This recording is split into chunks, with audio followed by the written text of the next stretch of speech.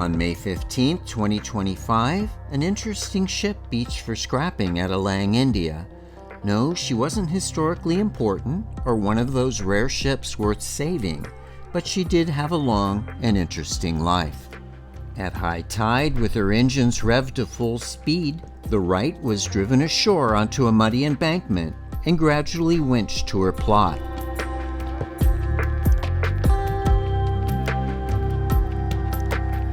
For those who don't already know, Alang is one of the world's largest scrapyards. Located on the coast of Gujarat, some 500 miles northwest of Bombay, it has a 30-foot tidal variance and a long gradual embankment, making it easy to drag the ships ashore and systematically cut them apart. Like most ships that die here, Wright was merely her delivery name, one of many this vessel has had over the last 45 years. In the cruising community, she was last known as the Cypriot-owned CELESTYAL CRYSTAL, and this is her fascinating, if somewhat checkered story.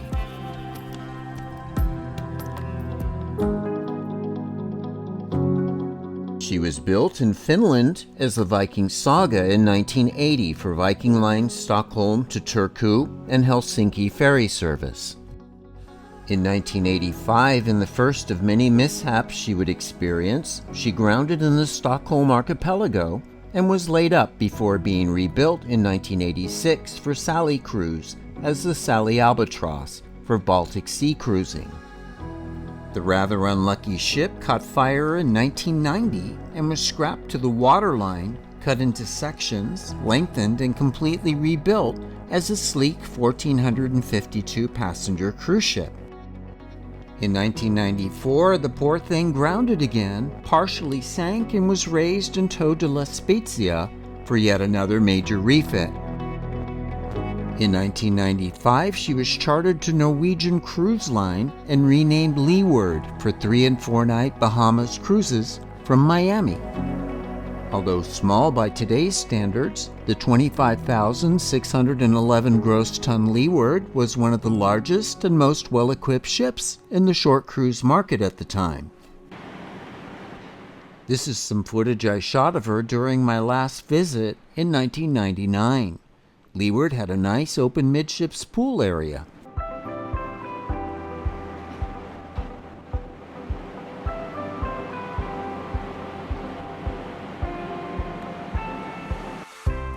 Before she became the LEEWARD, there was an all-weather sliding glass dome here that was eventually reinstalled an incarnation or two later.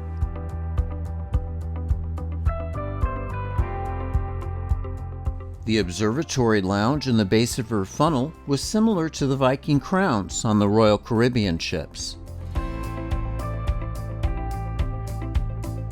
Like all NCL ships, LEEWARD had a dedicated sports bar that would later become a buffet-style eatery.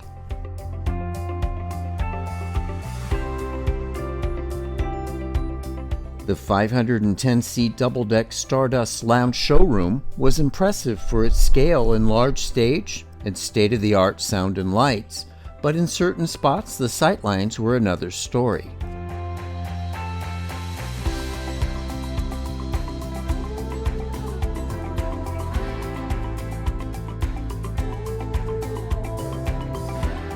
The Tradewinds bar could seat 107 passengers.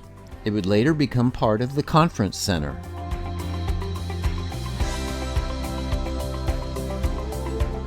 The larger of the two aft-situated dining rooms, the 7Cs, could seat up to 367 passengers. Well, that shows you just a bit of the ship as LEEWARD. She served NCL well for 5 years and certainly upped their game along with their Norwegian Majesty in the party cruise market. But by the turn of the millennium, NCL had introduced its freestyle cruising concept with multiple dining venues and much larger ships. NCL's parent company, Singapore-based Star Cruises, decided to redeploy the ship in Asia as the Superstar Taurus. After just 1 year there, she was returned to her owner, Celia Line, who renamed her Celia Opera for short Baltic cruises in 2002. By 2006, she was laid up, renamed Opera, and offered for sale. Meanwhile, at around the same time, I reluctantly captured another former Baltic ferry from the decks of the classic ocean monarch, the former Daphne, as we were cruising from Piraeus to Mykonos. A ship that I thought was ungainly, but decided to film anyway, was passing us in perfect conditions. That ship was Lewis Cruises' recently purchased Sea Diamond, the former 1984-built Burka Princess, which at 22,412 gross tons and with a capacity for 1,537 passengers, was by far their largest and newest ship.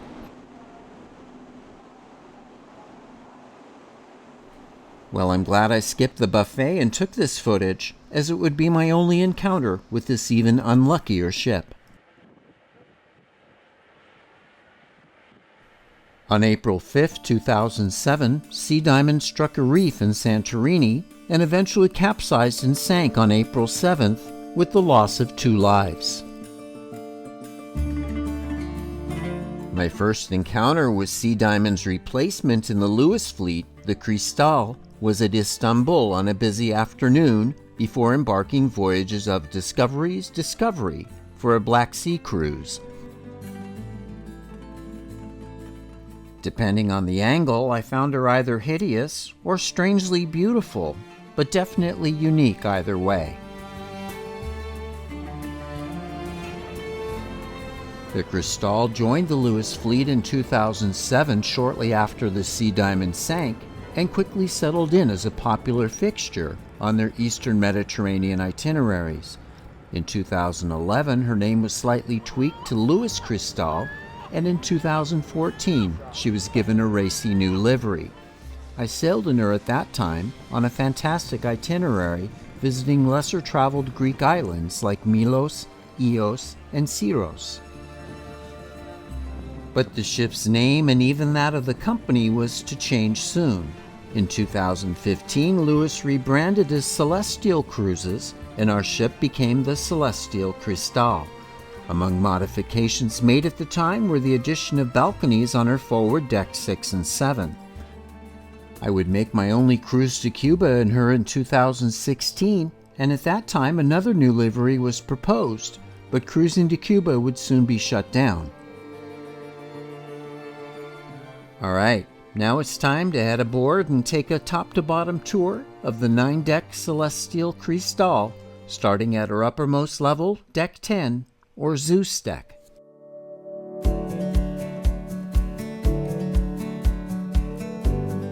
Zeus deck began with a narrow open terrace overlooking the bow and had a large sunning platform just aft of the radar mast.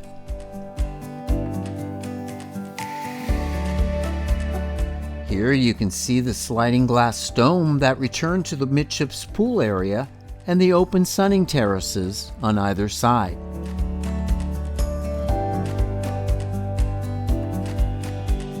And here you can see the dome opened up to reveal the teak-lined Lido on a sunny afternoon at Montego Bay, Jamaica.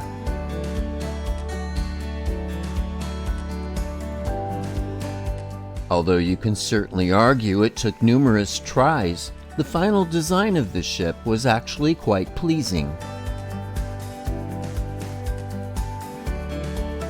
This is the view aft from the midship wing on the port side and the narrow strip of deck outside the Horizons Lounge.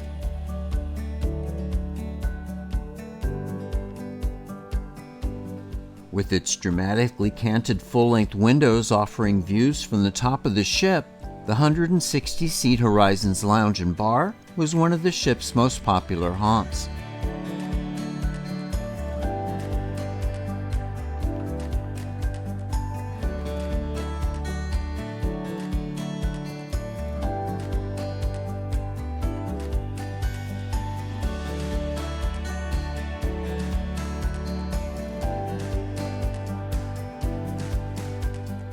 The upper level of the Muses Lounge began a slew of all-public spaces on Hera Deck, or Deck 9.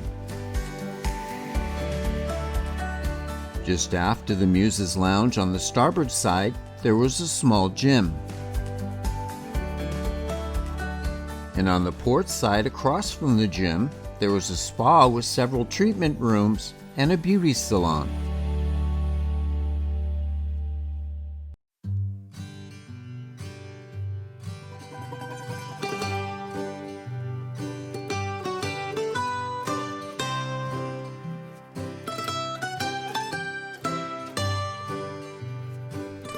Beyond that, the midships pool area had open and sheltered seating alcoves that were served by the Helios bar.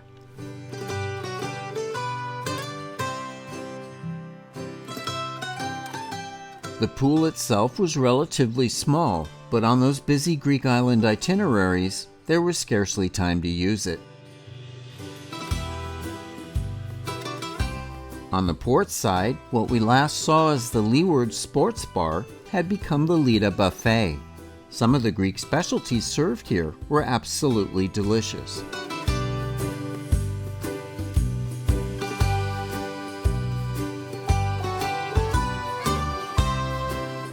And on the corresponding space on the starboard side, there was the Aura buffet. Both also offered open-air seating on the aft Hera Deck terrace.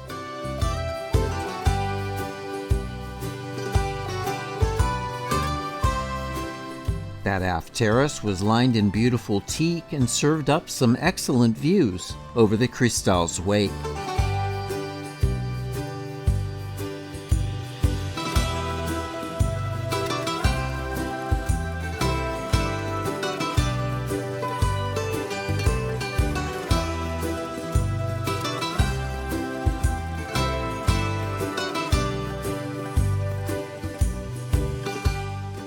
Uranos, or Deck 8, began with the lower level of the Muses Lounge. On the starboard side there was a library, which was followed by a playroom that was also used as part of the conference center on the ship's Cuban itineraries. And the largest of the conference rooms was directly aft. The Eros Lounge, which was carved out of part of the LEEWARD's former casino, was on the port side. This was probably my favorite space on board. And just inboard, there was the scaled-down casino.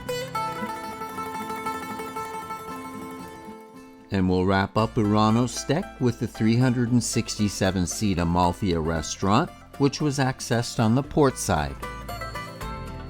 Apollo, or Deck 7, began with the wheelhouse and officers' quarters, continuing with suites and cabins.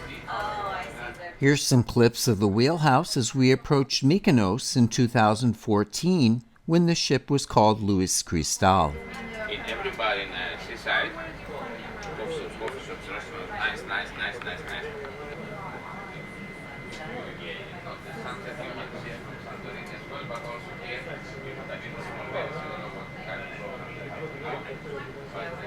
That's the hourglass of the Olympia. People might not know I can't get the image when you're ready to shoot the image. Shoot it up here. I'll just show the image after.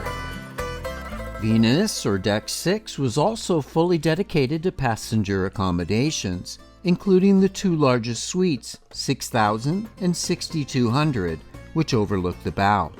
They had huge forward-facing teak verandas directly under the bridge, which could be a bit wind-challenged when at sea.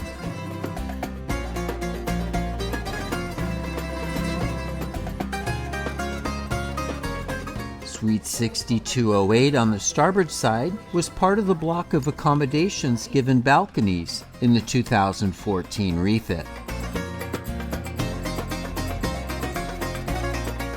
Cabin 6222 was an obstructed view exterior with a picture window.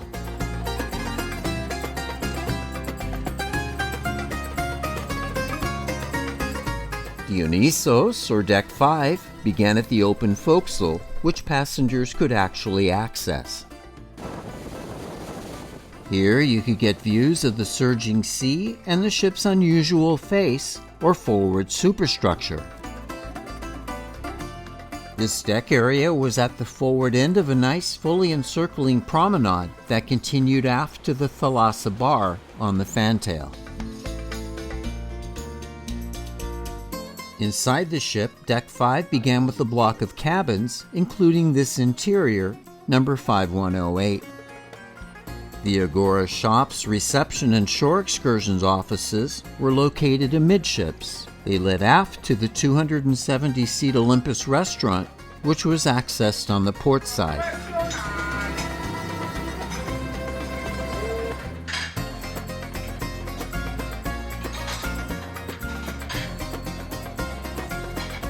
And the thalassa bar concludes Deck 5 with a nice teak-lined terrace and a whirlpool.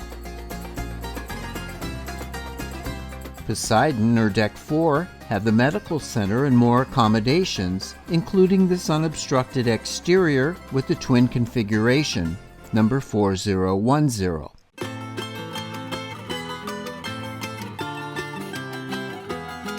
Most of Hermes, or Deck 3, was also dedicated to cabins, including this inside twin, number 3117.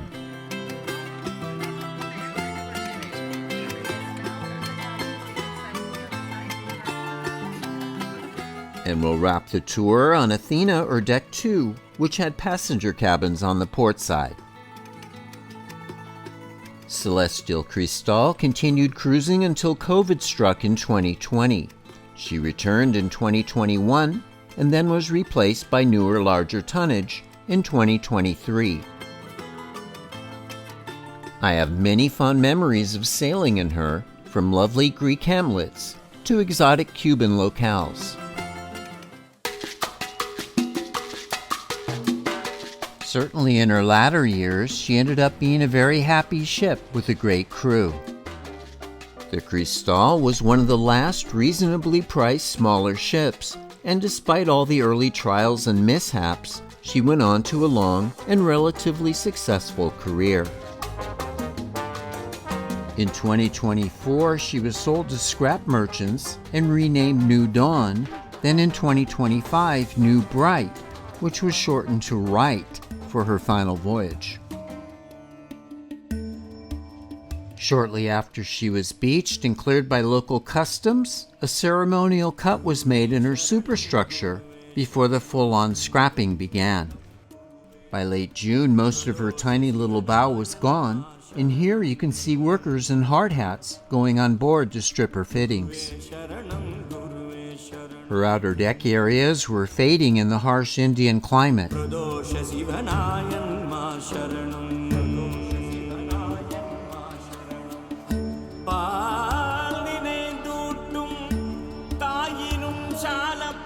Even with that dome partially closed, the pool was filling with monsoonal rain, and probably more than its fair share of mosquitoes. The outer deck rails were covered in barbed wire to stave off pirates in the Gulf of Aden, and the teak was beginning to get pried up by the thalassa bar.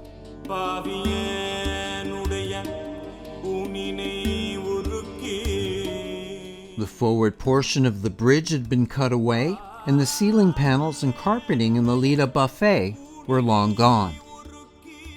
In my one-time favorite space, the Eros Lounge, glass muse panels stood vigil over rolled carpets and metal framework. And down on Dionysos' deck, the Olympus restaurant was merely a shell of its former self.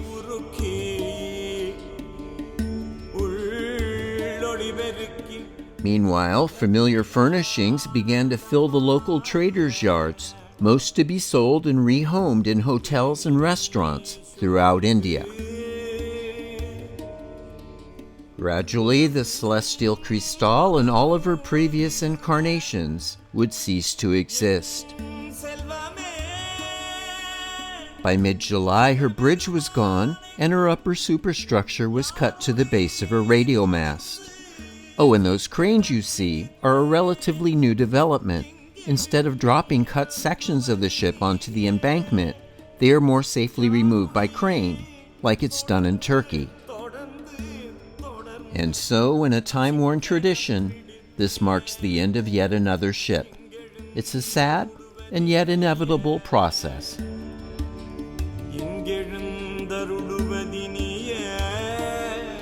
And here it is again from some slightly different angles.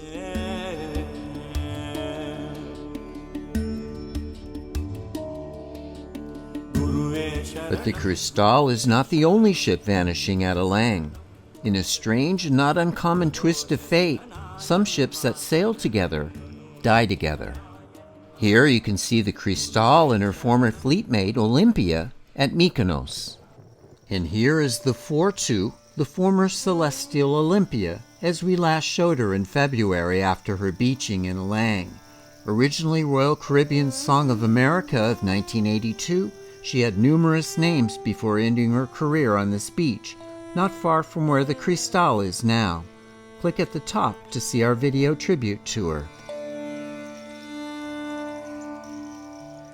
By May, she was nearly half gone, and by July, basically 2/3 gone.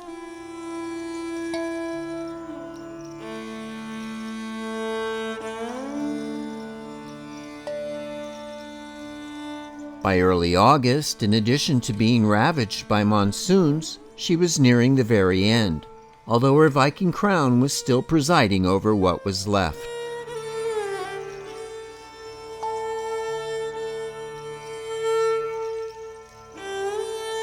And just a few days before I made this video, the cutting had reached the base of her funnel.